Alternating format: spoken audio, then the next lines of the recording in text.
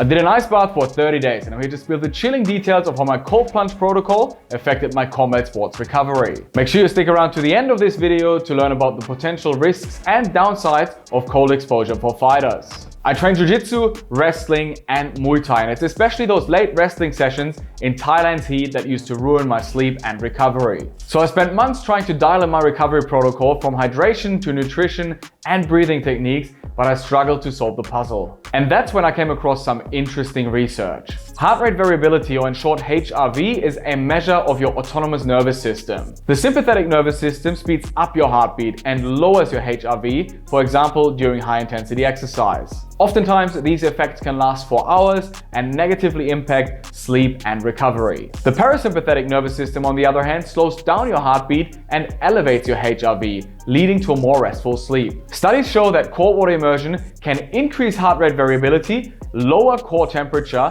and improve subjective sleep quality in athletes, specifically after high-intensity exercise. It can help you switch gears from fight or flight back to rest and digest. Armed with this evidence, I decided to take the plunge. Following my late wrestling sessions, I jumped into the ice bath for 10 to 15 minutes at 10 to 15 degrees Celsius. While in the cold tub, I alternated between box breathing and the physiological sigh to further aid the wind down process. I've broken down these two breathing techniques in detail in a separate video, which I'm going to link down in the video description and also at the end of this video. While in the cold tub, my heart rate would lower from around 100 beats per minute down into the 60s. And the long-term results?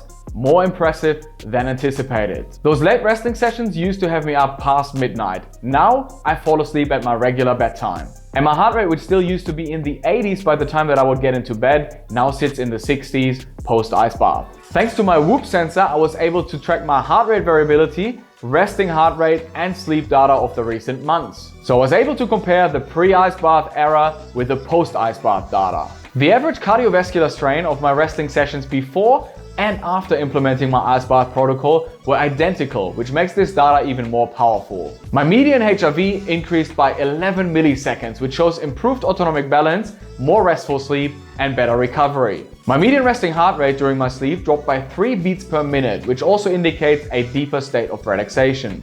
It's a sign that the parasympathetic nervous system effectively regulates and calms the heart's activity, leading to better recovery during your sleep. And speaking of sleep, perhaps one of the most significant improvements was in restorative sleep duration. The median time spent in deep and REM sleep increased by 41 minutes. That's almost an extra hour of quality shut-eye, allowing my body to recharge and repair. Which probably explains why I felt a lot more energetic and recovered in the morning after a cold dip. My 30-day ice bath experiment showed remarkable improvements in heart rate variability, resting heart rate, and restorative sleep. These changes are in line with the research and indicate that cold water immersion can enhance recovery, promote better sleep, and potentially also help you train more and recover better.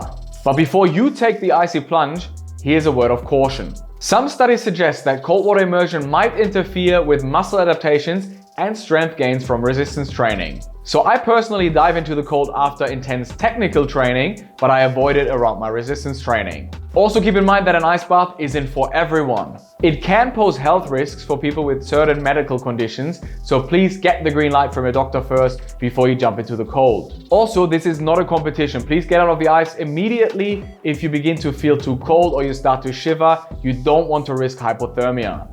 Have you tried ice baths for recovery? Let me know about your experience in the comments below. If you found this video valuable, hit that like button, share it with your fellow fighters, and subscribe to my channel. And if you want to learn more about the breathing techniques that I use as part of my ice bath protocol, then watch this video here next. Train hard, recover smart, and as always, fight easy.